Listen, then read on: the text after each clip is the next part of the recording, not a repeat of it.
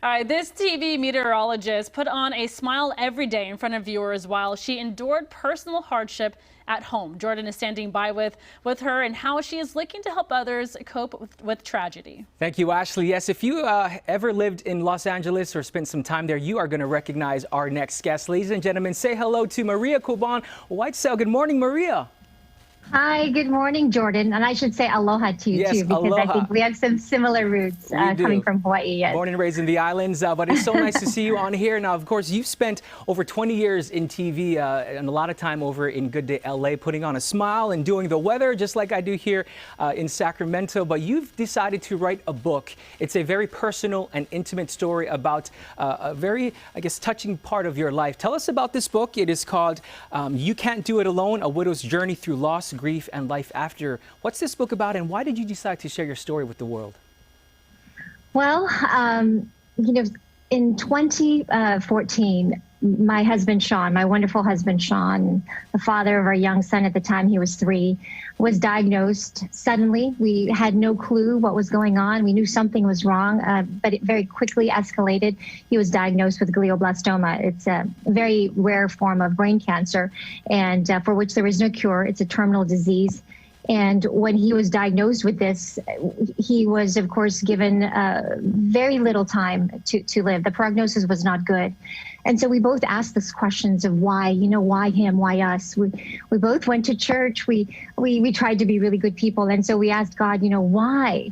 Why our family? And so we couldn't help but think about the fact that he was a writer by profession and that I was on TV and I wore a microphone every day. And we thought, maybe this is part of our purpose and perhaps we need to shine a bigger light on this disease so that someone, some research group, some doctor will finally find a cure, because this disease will affect anyone and everyone from young to old, black or white, at any point in your life.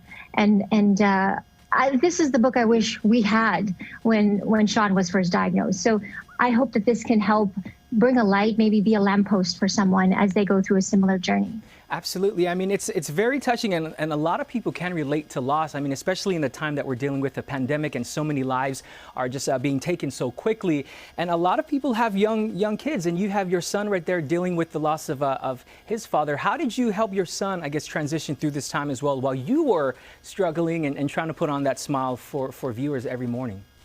Well, as the title of the book says, you can't do it alone. I certainly am so fortunate and so grateful for the love and support of my family, my friends, my TV family, and the viewers. But I also have to really give a huge thank you to our family counselor, Betsy, who was there with us. She was able to actually meet Sean. She was there with me, him, and Gus was our number one priority. First, it was for me and him to be able to communicate what this disease meant for us as a married couple, but also for Gus. Therapy is so important. Even today, we still, and we will forever speak to Betsy on a regular basis, because speaking to a young 3-year-old and trying to tell him what a cancer diagnosis was, I just wasn't equipped with the tools. I didn't have the language. And so we learned how to say that Daddy was diagnosed with cancer. We never said to him that he was sick, because that can confuse a child. We learned how to talk to him about death. And at that time, my parents were visiting, and their old, cute doggy had actually gotten really close to dying. And so we were fortunate to use him also as a great example for what death meant. And so we really explained to him in his language, his terms, and his age level, what that meant. And we couldn't have done that without our counselor. And like the book says, you can't do it alone. So before we go and let everyone know how to get the book, I know there might be viewers here in the Sacramento area dealing with this sort of situation. What's your message to them? What's some kind of hope that you can share this morning? Oh, 9/11 happened yesterday, and I felt so many triggers, and I just feel for all of the families who have suffered such a loss. All I can say is that sometimes we wake up in the morning. It doesn't matter how many years it's been. For me, it's been almost 6 years. And there are days where I just don't want to get up and get out of bed. And I just want you to remember that I remember Sean saying to us that he wanted us to have the best life. He wanted us to get up and live the rest of our lives with new memories. And so I cling to that, and I don't want to disappoint him. I don't want to let him down. So I tell our son, Gus, and I tell our family that we need to be happy. We cannot let Sean down. And I say that to you. So get out of bed and go make some new memories.